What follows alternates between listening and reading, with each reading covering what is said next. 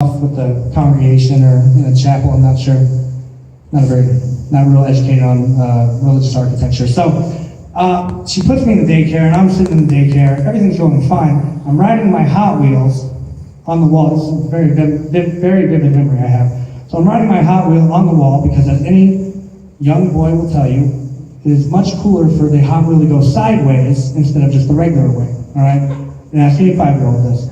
So I'm riding it on the wall, and whoever was daycare taker, babysitter, not sure what to call it, the person who was taking care of us in the daycare, she saw me doing this, and obviously she didn't like that because if you've never ridden a Hot Wheel on the wall before, you will know that it, in fact, scratches the paint, something that people seem not to be too fond of. So she comes over to me and she says to me, she tells me, I don't remember her exact wording, but the general gist of it was stop doing that, I imagine.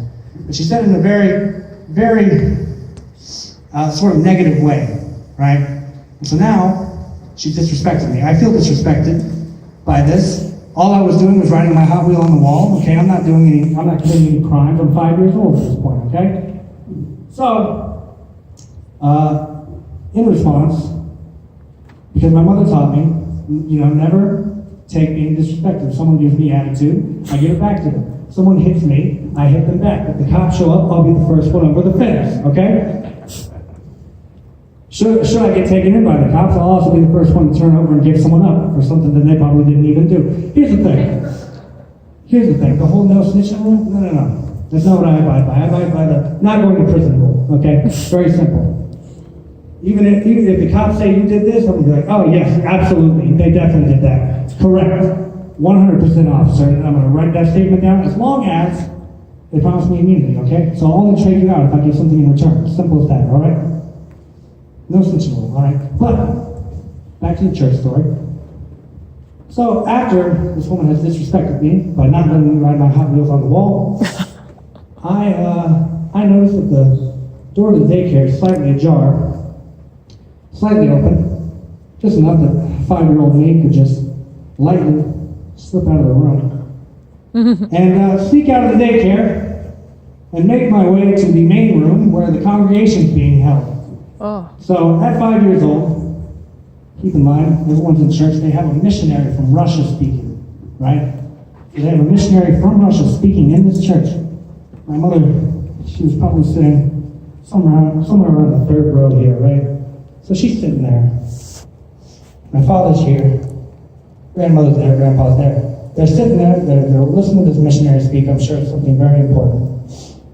And there's something, a nice little pitter-patter of a kid running around the chapel. And my grandfather goes, hey, is that Tyler? It doesn't click with my mom at first, but then she looks up and she sees little 5-year-old me running around the chapel, having a grand old time. And now the missionary's looking down like, what in the hell is going on here? We're just trying to get speech up here, what is this? And so now my poor mother, however old she was, she jumps up. She's now chasing me around this chapel in front of everyone. She's trying to catch me. Of course, I'm having the time of my life. This is great. And she hasn't caught me yet. But eventually, all the good things must come to an end. My mother catches me. She grabs me by the wrist. I turn, I look up at my mom, and I say to her, exactly like this, Mom, I was running. And then, next thing I said, Mama, are you gonna spank me? I knew it was wrong. I knew what I was doing was wrong, okay? I did it anyways. Felt good. So speaking of church, I got baptized at the age of 13 years old. And we're reflecting upon that. I'm trying to figure out what I had to be forgiven for at the age of 13 years old. I'm not sure why I got baptized at 13 years old. I'll tell you what, mentally, I thought there was a lifetime warranty on the baptism. And I could get away with whatever I wanted after I got baptized. Not the case. Not the case at all. So now I'm looking at this baptism like, what did I do to deserve to get baptized at 13 years old that was so bad? So I've come to the conclusion that I'm going to wait till I'm old and crippled and can't do anything anymore, can't sin anymore. Then I'm going to get baptized. It's going to be my last wish, is to get baptized. So that I can do whatever I want Until then, okay? Don't get baptized at 13 years old, guys. It's not worth it. You're not guilty of anything at that point. So, something that me getting baptized at 13 taught me was that I should research things. And I should know what I'm getting into. So ever since then, I've known what I've been getting into every single time. I was walking around before this, I was out in this hallway talking to myself, doing this, I was rehearsing out here because I was nervous about doing this, and then I realized that I participate in a combat sport. Yet I'm nervous to go up on stage and talk in front of people. I participate in simulated murder, yet I get nervous to go out on a stage and talk in front of a group of people. I should not be nervous to come up and talk on the stage because once I have the microphone, what's anyone going to do to me? I'm in command now, okay? That's what this thing symbolizes, all right? I'm sure psychology would say something different, but we won't get into it. So, all that being said, something that I came to research recently, something that I think a lot of people don't know about. If you do know about this, feel free to tell me, I'm quite interested. But something that I came across in my research was that in 1994, believe it or not, people were racist in the 90s. We're racist. In the 90s, 1994, the KKK adopted a highway out in Mississippi. Not a lot of people know this. The KKK adopted a highway, there was a huge suit for it. People said, you can't give a highway to a hate group. But, you know, the KKK pulled out the classic First Amendment, freedom of speech, we can do whatever we want. So they got the highway. They eventually won it over. They got to name the highway after their clan. All this great stuff. Wonderful. Victory for the KKK. Whatever. I was expecting booze there, you know? Okay? Yeah, pro-KKK audience. Wonderful. Anyways, so the KKK would miss a bunch of payments for this highway. They would retain ownership, but they couldn't keep the name anymore. So now I just like to imagine, first thing I like to imagine is that whenever the KKK goes to clean up this highway, they put their sheets on and they pick the trails up. Oh, hey, wait, the one they want to recognize, jeez. But they renamed the highway. They now call it the Rosa Parks Interstate. So now, yeah, victory, all right. So the KKK cleans a highway called the Rosa Parks Interstate now in Mississippi. Let me tell you, there's nothing better than real life irony, all right? Stuff you see in the movies, that's whatever. You know, it's written, all right? Stuff that happens in real life, that's the irony I like. I like real life irony, okay? So while we're talking about the KKK, let's talk about some other people that I hate. I hate when people tell me, oh, you shouldn't use the word hate. That's such a strong word. I've thought about it, I've ran through the logistics, I hate them, okay? I did the math, equals hate. Simple. KKK gets away with it, why can't I hate people? Jesus Christ. Anyone in here participating in a boycott of some kind? Anyone? You? What are you boycotting?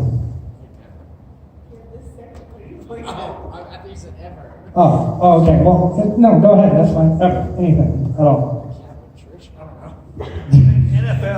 NFL is the good. NFL? Okay, all right. You know, that's a good one. Who? Oh, Blizzard. That's another good one. That's an interesting situation. Of course, so is the NFL. Here's the thing. Let's talk about boycotting real quick, because this is something that bothers me. Boycotting used to mean something way back when, okay? Boycotting nowadays is something I call armchair boycotting, where we just don't buy things from the company, right? And that is our solemn vow. We boycott, we will not buy things from this company. Back in the day, back when we were under British rule, a boycott meant you toss supplies in the harbor because forget those people. Those British don't deserve the tea, all right? Back in the day, when you boycotted something, you actually did something about it. Nowadays, we just say, I'm not going to buy from that company anymore. That's fine. And here's the thing. If you're boycotting a local company, you know, a small mom and pop shop, you could definitely get away with it. Easy. All right? You could take away their whole customer base. Fine. If we're going against a corporation, such as Amazon, I knew this person was boycotting Amazon actively, wouldn't buy anything from it. I totally understand why. It's horrible conditions. If you ever looked into how Amazon treats their workers, please do, firstly. Not yet, because I want you to pay attention to this show, but later on, Google it, all right? Look up what Amazon does to their workers. It's very, very horrible. Anyway, she's boycotting, right? And how much do you think that takes out of their, what is it, 16 trillion net value? Not much at all, right? So I'm going to give you some advice. However, legally, I'm going to say that this is all satire so that I can't be put in jail.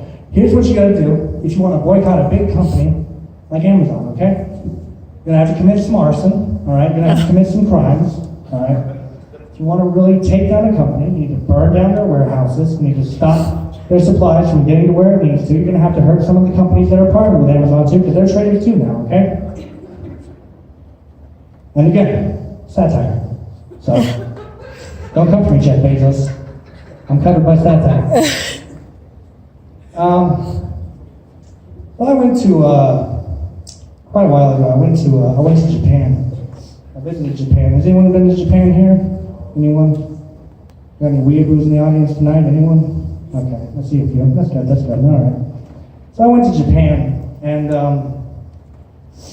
I don't know if I can call it a stereotype, because it's not really a stereotype. Well, I don't know, stereotypes are based in fact, I guess, so I guess we can call it a stereotype, but when I went to Japan, I learned that they are so unnecessarily polite, all the time, constantly. You can mess up an entire sentence, and they're going to compliment you just for trying, okay? You can mess up the entirety of the Japanese language, and they'll be like, well, at least he's trying. At least he's giving it his all. Another thing about Japan that I find interesting, and this is something else that came from my research, because I have tons of useless knowledge up here, okay? You want to know why I have tons of useless knowledge? Too much free time. So, in Japan, and it's only in Japan that you can get this, but they have what we call a McPizza. And it's exactly what you think it is. It's pizza served by McDonald's, which doesn't shock me that much because in the Philippines they serve spaghetti. So, well, we're going to move on from that. We're going to move away from Japan for a bit. I'm going to try to read my own writing here for a second. Yeah, those are definitely all words. Anyways, so something I learned recently in my, I'm working towards a paralegal degree. And in one of my classes we were discussing, it's a writing law class, and we went over connecting language. Does anyone know what connecting language is? No? You did? No? Whenever you're trying to speak to like someone that's outside of your own you're trying to use words that they'll understand. Yeah, that's one. And now you're sitting there thinking, well, Tyler, doesn't every word connect to the next word? Yeah, it absolutely does. Someone was sitting around, the guy who made English, he was sitting around, he was bored one day, he was like, you know what, English is not complex enough. We need sub-languages. We need sub-languages to confuse people further. And then the people who were learning English were like, oh boy, here we go again. So, you know, going back to Japan, the English language is fascinating, you know. I was talking to one of my friends in Japan. He lives in Hiroshima, which is already a conversation in itself that we're not going to get into. But he lives in Hiroshima, and we were talking on the phone one time, and he said to me, Tyler, I have a question for you. I'll call him Hero for time's sake. I said, yes, Hero. He said to me, my American friend here, she calls me dog from time to time, and I'm just wondering, what does that mean? And I'm confused by it, so I say, I don't know what you're talking about. Could you use it in a sentence, please? He says, she comes up to me and she says, what's up, dog? And I'm like, oh, that's right, we're the only language that does that. Anyways, look, we have dog, cat, rat, snake. We have insults, we have compliments. Dog is a term of endearment because everyone loves dogs. Snake is a terrible person that we hate. You know, it's a liar. The rat's a snitch.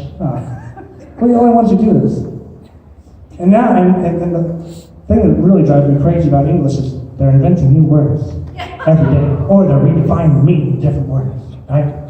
When I was younger, the term capping had a different meaning than it has now. Apparently capping in the modern day means to lie, it means you're in the process of lying, he's capping. Back in my day, when someone used the word capping, we got down because it meant someone was usually shooting. So, but nowadays, it's like, I want to create a game, and it's going to be ever expanding. It's called Lingo Bingo. We're just going to take every single possible word in the English language, including all the different words that have the same meaning. God forbid, it's going to be a never-ending game. We're going to hold esports. It's going to be great. So, going back to Brazilian Jiu-Jitsu, I brought it up earlier. I'm going to a tournament next week, actually. I've been competing recently. I'll be competing in Albuquerque next week. It'll be my second competition since the last one I went to. It's kind of like saying, oh yeah, tomorrow will be the latest day since I've lived since the last time I started living, It's like, oh yeah, yesterday? So, I'm going to this competition in Albuquerque, and luckily they haven't upped me in weight classes, because if you don't know, in Brazilian Jiu-Jitsu you have to weigh in at a certain weight in order to compete. And I did. I weighed in at 205. I actually lost weight. I actually lost 8 pounds so that I could get down to, I was at 199 at this tournament, this last one that I went to, but I got bumped up because there was no one in my division. There was no one in 205. So when that happens, they bump you up a weight class, which means I get to go against guys who are way bigger than me, because after 205, it goes up in 15s. So I go up to 220 now. So I'm going against people in the 220 range. I'm standing there in the bay and I'm looking around, thinking to myself, oh, you know what? I'm looking at the people around me. I'm like, maybe 220 is not such a bad difference. It's not that bad. This guy walks up to me and says, hey, are you Tyler? Oh, shit. Yeah. That's me. So you got bumped up, didn't you? Yeah, I sure did. I'm looking at this guy, he's tall, and behind him this guy who's even taller. I was like, oh, this is what 220 looks like. Okay. Wonderful. I ended up placing third in the 220 division. I was saying, however. So thank you. I did win one over one of them, I will say. So that was a lot of fun. I think, trying to think of, I was going back and forth and debating on whether I wanted to tell the story or not, but everyone looks old enough in here except for Elliot there. And he's preoccupied at the moment, so I'm not worried about him. So, in 2016, I was dating this girl. She's Canadian. I was going to say was Canadian, but she changed it.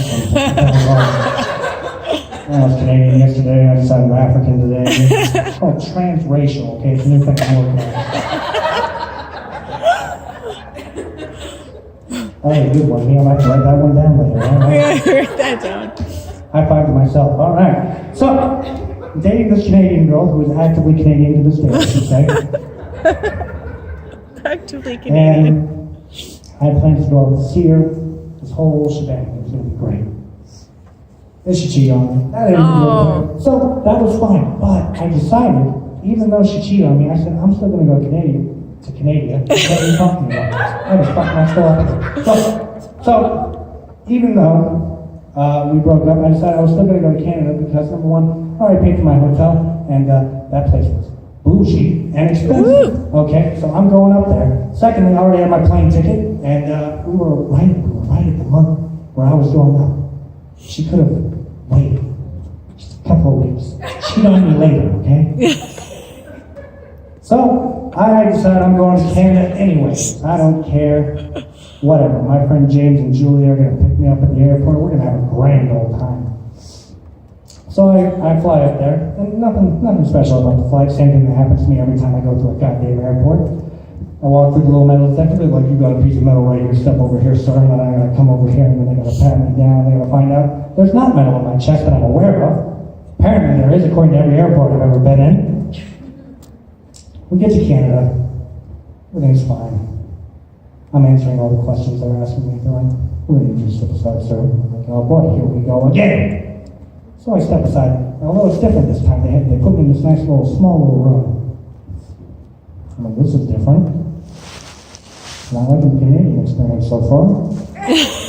Guy comes in, he's like, we're going to have to go through your stuff, sir. I'm like, okay, this feels like a violation of rights, but whatever. We gave you that power, go ahead. He starts looking through my stuff, he's looking through there, and it turns out, I'm not sure if they were allowed to tell me this or not, but someone called ahead to the airport, told him I was a danger to society. So, here's all I have to say. I came out of that unscathed, I should add, no prison time for me, okay. They told them that I had some interesting materials on board, which I did not have, so I got to walk away scot-free from that. But I just want to say, to my Canadian ex-girlfriend, wherever you are, say whatever you want about how our relationship went down and everything, but I never tried to get you thrown in prison, okay? So, with all that being said, I want to thank you all for coming out tonight. I hope you enjoyed my bit of the show. And, well, thank you. Good night.